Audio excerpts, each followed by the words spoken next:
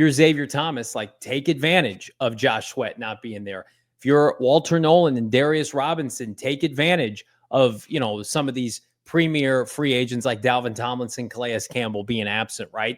Because they know there's an agreement, either spoken or unspoken, with their head coach and their GM.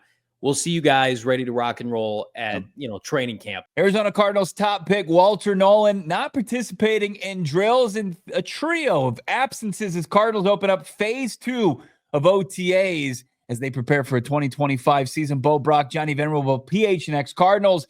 Subscribe to PHNX Sports, like this video. And Johnny, 16th overall pick, Walter Nolen, just speculation, hasn't signed this deal. Is it a big deal that Walt wasn't participating with his position mates during the first phase of OTAs? I don't think so. He was a full participant during rookie minicamp. He's been on the field with his teammates in some capacity.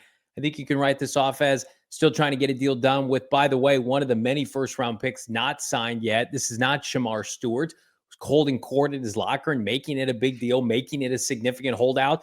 This is a player that both on and off the field has done everything right. We talked to members of the Cardinals coaching staff at Kyler Murray's celebrity softball game a couple weeks ago. Couldn't rave enough about him as a player. They have seen enough with him in his shorts and his skivvies, Bo, running around in Tempe. They're probably like, get your money, get your contract, be ready to go for training camp. Yeah. I would be surprised if it's not done either during OTAs or shortly after. I mean, the Cardinals have to get a couple more deals done with he and Will Johnson. Will Johnson, obviously a full participant, but when you're a first-round pick, you get to carry this kind of weight and give credit. He at least is participating in some capacity. Yeah, it seems like there's a lot of good faith here, and it's probably just a business decision in the sense of the player directly behind him in this draft has not signed his deal because of offset language. And if Shamar Stewart gets more guaranteed money, or the offset language favors Shamar Stewart more so than the guy ahead of him, that would be bad on the representation of Walter Nolen. So you can't blame the guy. And as to your point, he's out there, he's got his practice uniform on. He's just not a full participant as far as the drills. His draft classmate, the only other unremained signed player for the Cardinals in the 2025 class, Will Johnson, out there. He's participating in drills. I think the biggest question was what, led him to fall to the second round, where he was set up physically. He doesn't look like he has any limitations to me, to my eyes, just watching from the sidelines out there, Johnny. So that's a good thing as well. There were a couple absences as far as the Cardinals' first OTAs of phase 2. No Calais Campbell, no Josh Sweat, no Dalvin Tomlinson, a lot of free agent dollars there. But like Walter Nolen, not a whole lot of concern. Yeah, absolutely. I feel like Will Johnson, to me, he knows what's at hand. You can't fall, fair or not, to the second round because of injury concerns and then come out and basically not try to attack that position unit pursuing a starting job. To me, this is his job to be had after the injury to Sean Murphy-Bunting. This is a rookie class the Cardinals are going to rely on, led by Johnson and Nolen, to help get them to that next level, predominantly a postseason berth, vying for the NFC West crown for the first time in 10 years. This is not a rookie year where you're redshirting players. Certainly Will Johnson can't afford to redshirt medically, because if he's got a shelf life, and he doesn't think so, but we talked about this last week on PHNX Cardinals, most corners kind of capsize at around 28, 29, 30. So you ought to be able to fit in his peak years as a member of the Arizona Cardinals if there are concerns or not with his knee. That has to start now. You can't waste him on special teams. You can't waste him inactive. He is one of the most, if not their most gifted outside corner already walking into that building. I expect him, number 0, agent 0, whatever you want to call him, to be a vying option for this team to start out outside corner.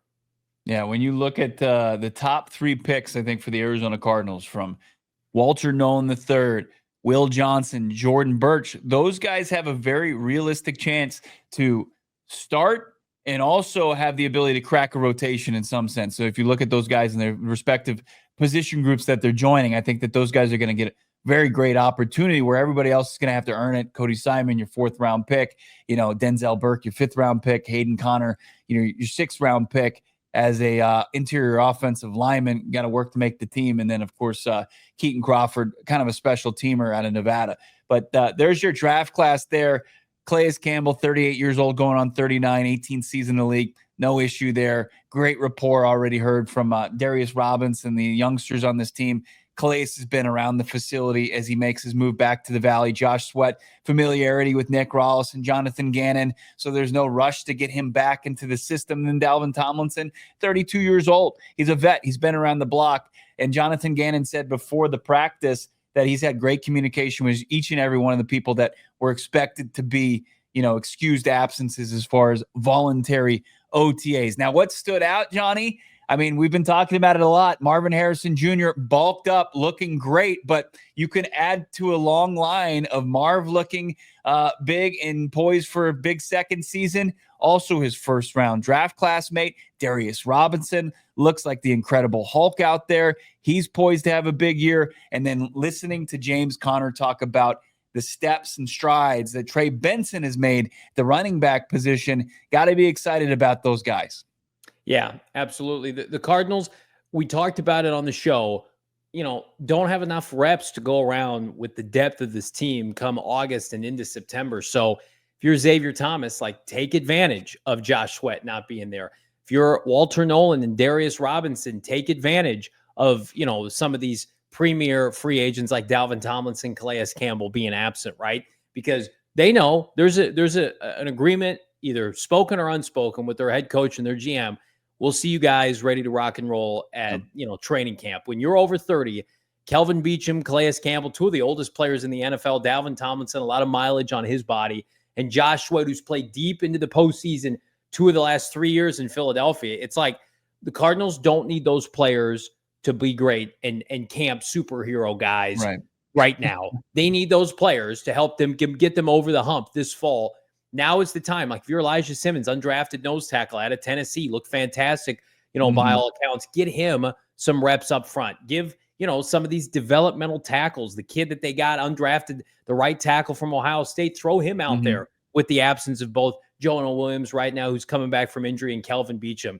This is the time where Jonathan Gannon, Nick Rawls, and Drew Petzing can really focus on internal development, see where guys came from, basically both from the end of January and to the middle portion of May. And we talked about it, not everybody is going to be Darius and Marv, who put on what seems like infinite muscle this offseason. It's going to be a litmus test for some of these guys. How have you been taking care of yourselves away from the facility? How do these rookies translate? And then how are you going to take care of yourselves the next 6 weeks ahead of training camp, which is going to be critical for a team? Yeah, Jonah Williams working out on the side. Looks like he's making progress and should be in a decent spot come training camp. And then you've got, I think it's a great point where you got to figure out what you have with Jonathan Gaines, a guy that's going into year 3. Is he somebody that's going to hold a roster spot on this team? Him getting reps at center with Yelda Froholt not being there to start voluntary OTAs, it's fine. You get a better, closer look at Jonathan Gaines, who's kind of an enigma as far as this team goes, and you kind of want to maybe know some more before you have to make a tough roster decision potentially down the line. Outside of that, things, look good. It was iron sharpen iron. You're seeing the depth of this team on full display in the competition. One last thing I'll put before we jump out of here. You're seeing a crisper passing attack, I think, from the second wave, not the non-starters. Of course, there's all eyes are going to be on Kyler Murray and crew, but after watching Desmond Ridder, after watching Clayton Tune, after watching Colt McCoy point at guys in training camp, watching Jacoby Brissett, it's a breath of fresh air. I mean, it's just good to see somebody come in and the very little glimpses we've seen, run the offense, and have some zip on his pass and have command of the huddle.